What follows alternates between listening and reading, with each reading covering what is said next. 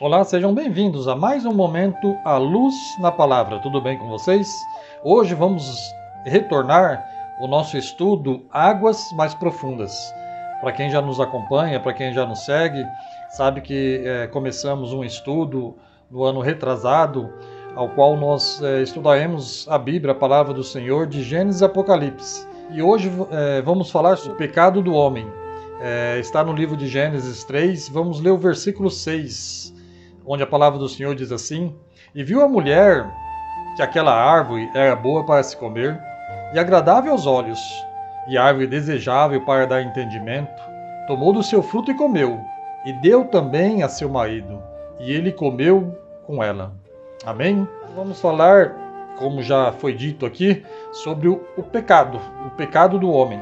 Nós vemos aqui que o homem que eu quero dizer aqui é o homem Adão, tá? Já falamos da Eva, aonde a Eva caiu, como ela caiu. Hoje vamos falar do homem Adão. Vimos que Adão não foi enganado.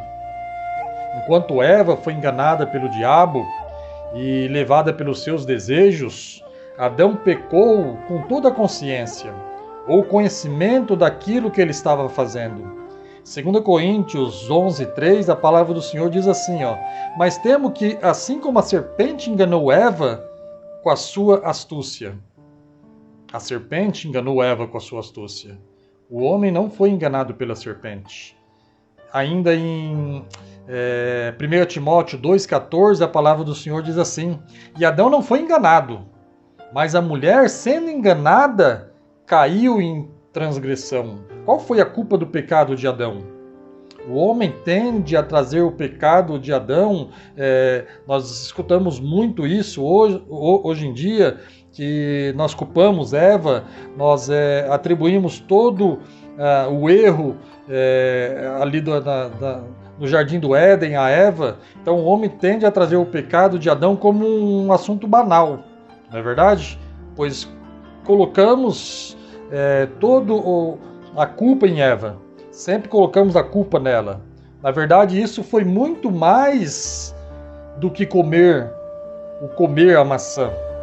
Se for trazer para Adão, para o homem Adão. Adão, ele tinha uma ordem simples e clara. Ele não possuía uma natureza pecadora para ser tão facilmente inflamada pelo pecado. Deus havia sido bom para ele.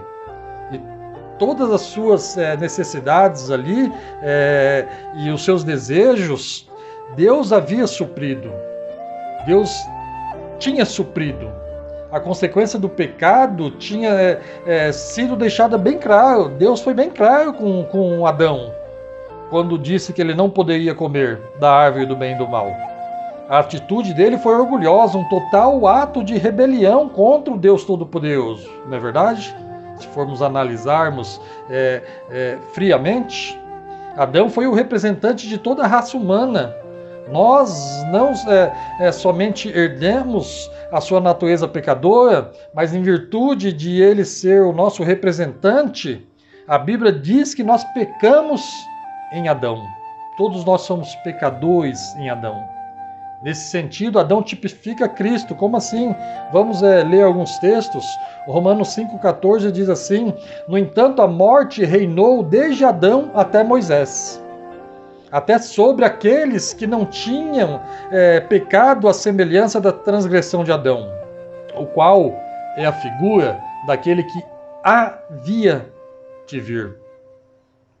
Vamos ver em 1 Coríntios 15, versículo 22, fala assim: Porque assim como todos morrem em Adão, assim também todos são vivificados em Cristo.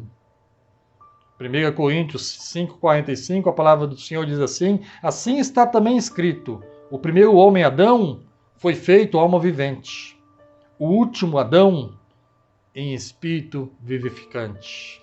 Aleluia. Obrigado, Jesus. Obrigado por ser o último Adão. Obrigado por ter se entregue para nos resgatar de todos os nossos pecados. Pois assim como nós pecamos e morremos em Adão, da mesma maneira nossos pecados são pagos e nós vivemos em Cristo. Aleluia.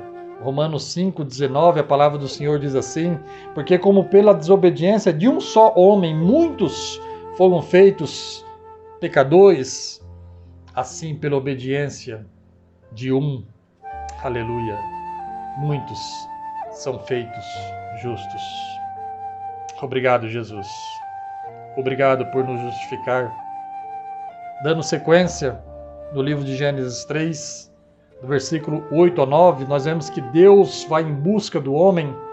A palavra do Senhor diz assim: e ouviu a voz do Senhor, Deus, que passeava no jardim pela viração do dia. Escondeu-se Adão e sua mulher da presença do Senhor entre as árvores do jardim. E chamou o Senhor Deus a Adão e disse: onde estás? Frisa bem, onde estás?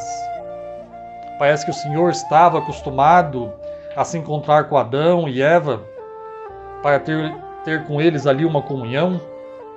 Que ocasião maravilhosa é essa? Eu gosto de mergulhar na palavra, eu gosto de ir a águas mais profundas, eu me vejo na ocasião, eu me coloco ali dentro das Escrituras. Então, que ocasião maravilhosa era esta, quando o homem podia caminhar com Deus. Essa comunhão foi restaurada por Jesus Cristo. Obrigado, Pai. Obrigado, Senhor. Deus, evidentemente, aparecia para Adão em semelhança de homem. Quando o Filho de Deus estava encarnado, ele não somente apareceu na forma de homem, mas realmente se tornou um homem. Ele é, então, tanto Deus como homem. Amém? João 1,14 diz assim: e o Verbo se fez carne e habitou entre nós. E vimos a sua glória, como a glória do unigênito do Pai, cheio de graça e de verdade. O Verbo se fez carne e habitou entre nós. Aleluia.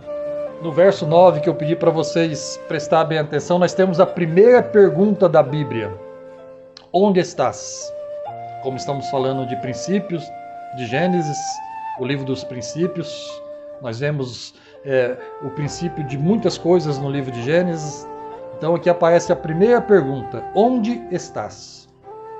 Deus busca e pergunta sobre o paradeiro de Adão, que estava perdido no pecado.